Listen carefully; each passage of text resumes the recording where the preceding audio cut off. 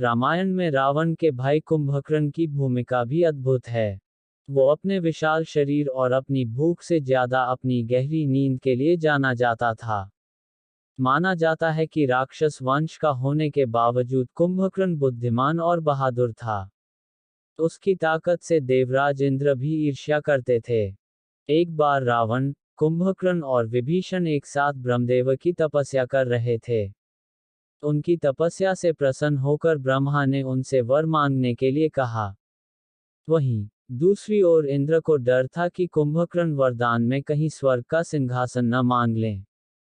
इस बात से डरकर इंद्र ने मां सरस्वती से कुंभकर्ण के वरदान के बारे में अपनी चिंता व्यक्त की। मां सरस्वती ने कुंभकर्ण की जीभ बांध दी, जिससे कुंभकर्ण के मुख से इंद्रासन की जगह निंद्रासन निकल गया। इससे पहले कि कुंभकर्ण को अपनी गलती का एहसास होता, ब्रह्मा तथास्तु बोल चुके थे। रावण सब कुछ समझ गया था। उसने ब्रह्मा से उनके दिए हुए वरदान को वापस लेने के लिए कहा।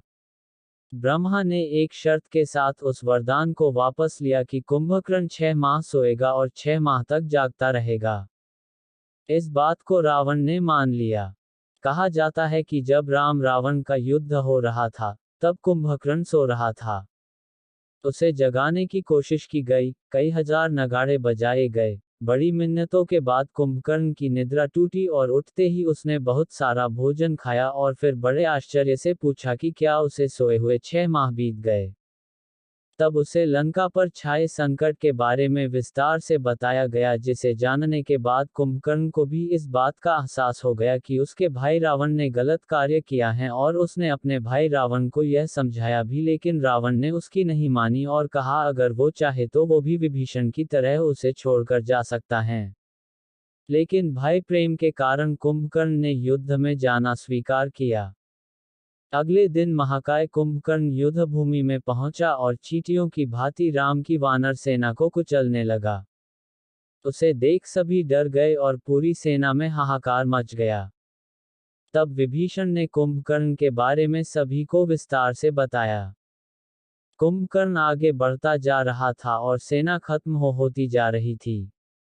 तब ही उसकी मुलाकात विभीषण से होती है और विभीषण उसे श्री राम की शरण में जाने को कहता है, लेकिन कुंभकर्ण साफ इनकार कर विभीषण को विश्वासघाती, घर का भेदी कहकर उसका अपमान करता है और यह भी कहता है कि वो जानता है कि वो आज जीवित नहीं बचेगा, लेकिन वो कठिन समय में भाई का साथ नहीं छोड़ सकता और वो आगे बढ़ता जाता है।